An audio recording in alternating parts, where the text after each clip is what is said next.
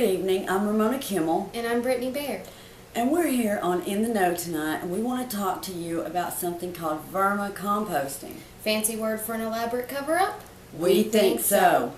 It's typical of the government to slap a fancy name on something so that the American people don't ask questions about it. For instance, guerrilla warfare. I mean, who ever heard of a guerrilla fighting a war anyway? Vermicomposting, aka inhumane captivity of red worms. People are actually taking these worms out of the ground, which is their natural habitat, and placing them in boxes. Trimmings found inside the kitchen are being dumped on top of the fragile little creatures, and they are being forced to live in boxes containing their own feces, Brittany.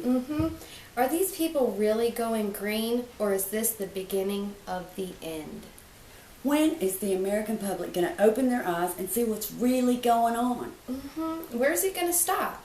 I mean, at this rate, by the end of 2012, every red worm on this planet will be inside of a box somewhere. Let's take you over to our graph now and show you the dramatic rise in the amount of red worms being taken into captivity since the 1950s. As you see here, in 1950, it was a very small amount. And every 10 years, it has dramatically risen until by the end of 2012, it's completely off the charts. I'm just saying.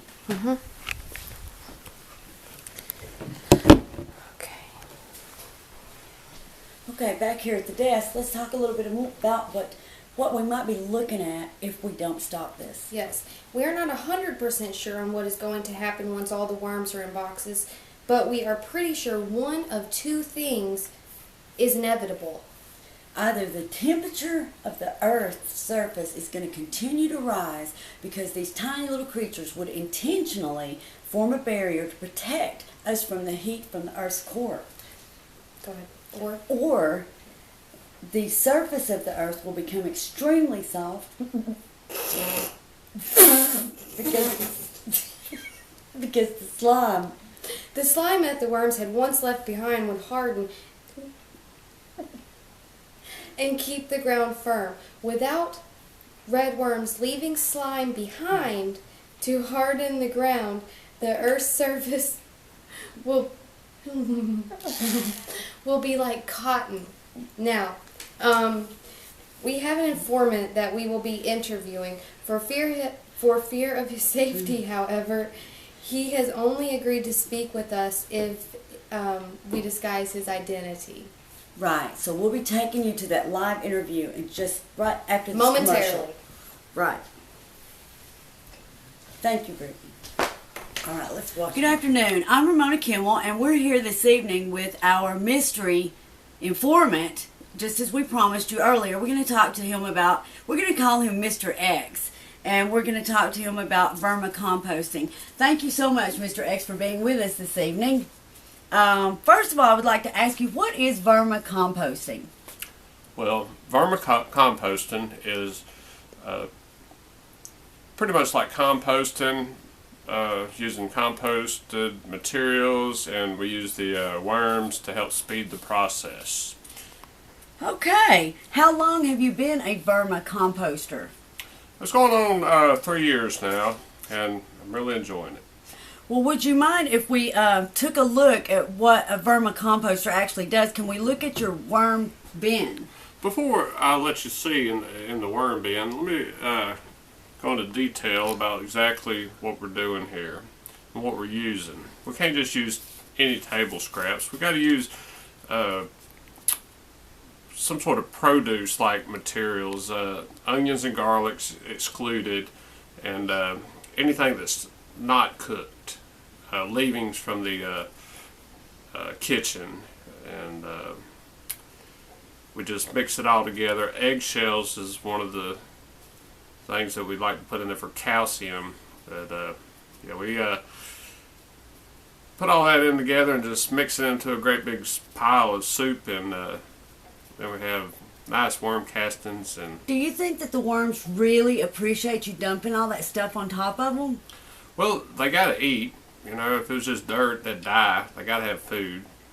Okay, can we take a look at how you house them and hold them in captivity? Well, this here is just a old cooler that I had, and I just drilled some holes in it, And there we go. Okay, can we open it?